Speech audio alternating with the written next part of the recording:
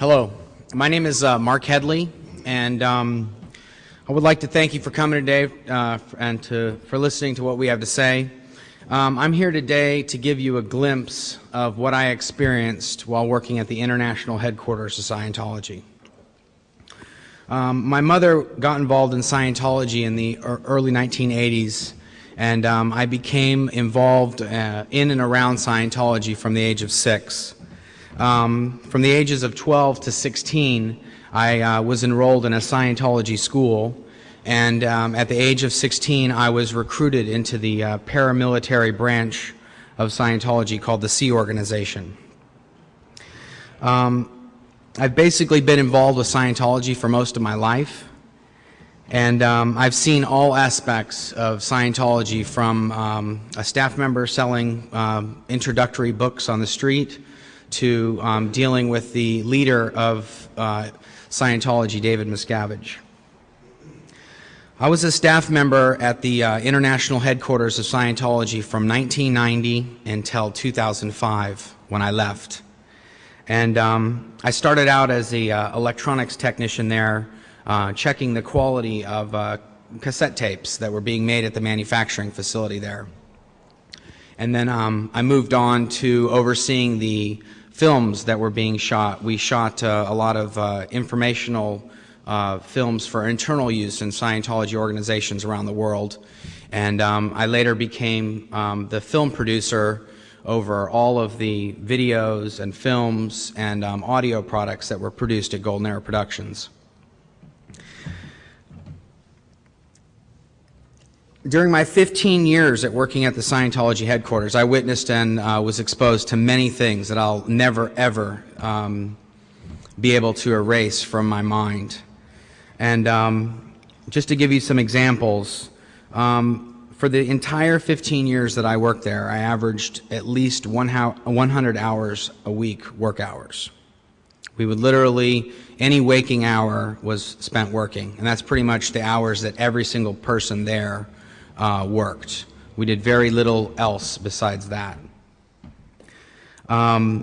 Children as young as 14 were also employed there and were keeping those exact same hours. This is at the international headquarters in California, United States. When I left in 2005, I was averaging 3 to 4 hours sleep a night, and in some weeks I was putting in over 130 hours a week working. Sometimes we'd stay up for 3 or 4 nights in a row to get a project done, and this would be anywhere from 20 to 50 to 100 people that had to stay through the night, night after night after night after night, in order to get a production deadline met for David Miscavige that he was demanding. This is not some deep, dark secret where, you know, there's a few people off in a corner in Scientology keeping these kind of hours. It's a way of life there. Everyone there is working those many hours, and is not allowed. When you work at the facility at the international headquarters, you can't just say, "I'm tired, I want to go home." That's it. You're there until we're done, and if that means we have to stay all night, then that means you have to stay all night. You don't have any choice in the matter whatsoever. In addition to lack of sleep, there's also lack of proper nutrition, and the meals that are being prepared there, and the facilities to support the staff that are work there are very, very mediocre.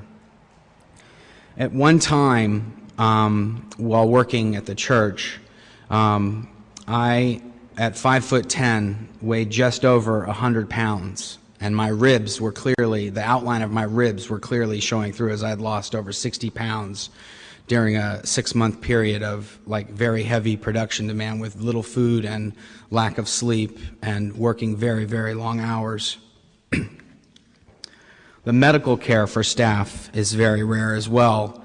And one of the things that you're told when you sign up for the Sea Organization is that all medical expenses will be paid for by the Sea Organization.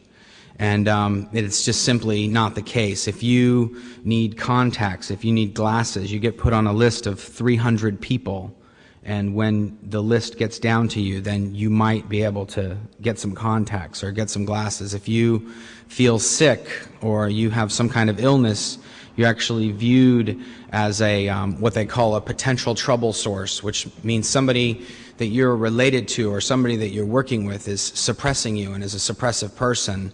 And once you identify and handle that, then possibly your illness will be cured. So it's not looked at as it's actually a medical situation or it's an ailment that you might need some medicine for. It's actually a mental or a psychological problem that you need to deal with.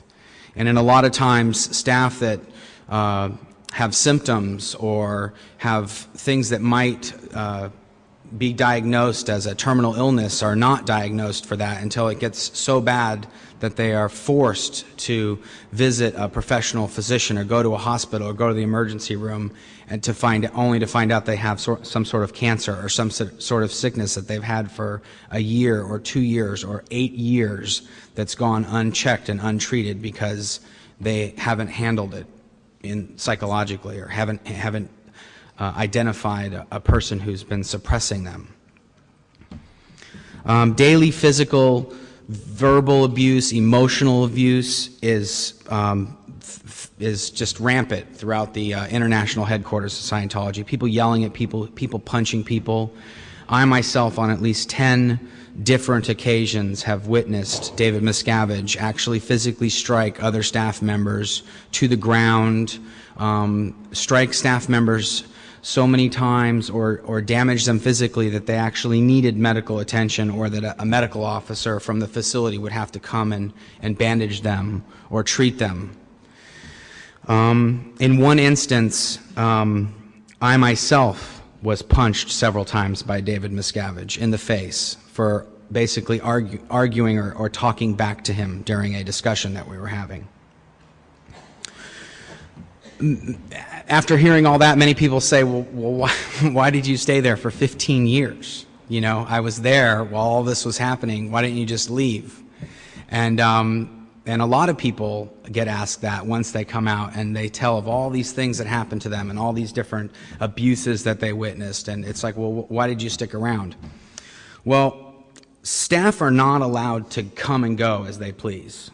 When you work at the international headquarters of Scientology, you work there, you live there, you never leave. You're always there on the property. If you do need to leave for some reason, or you need to go into the town, which is 20 minutes away, you actually have to get a formal submission approved through like 3 or 4 of your senior staff members saying that you're allowed to go, and only then are you allowed to go if you have another person go with you, so that you can't leave the organization without authorization and never come back. The entire property is surrounded by large, high fences with razor barbed wire atop every single fence, with security cameras, high-powered floodlights, motion detectors every 10 feet on the fence. So even if you said, okay, I'm leaving, I'm just going to jump over the fence, within 20 seconds there would be a security guard on a motorcycle pulling up to the fence where you're attempting to climb over, because they're watching every move of every person on the property so that nobody could get out.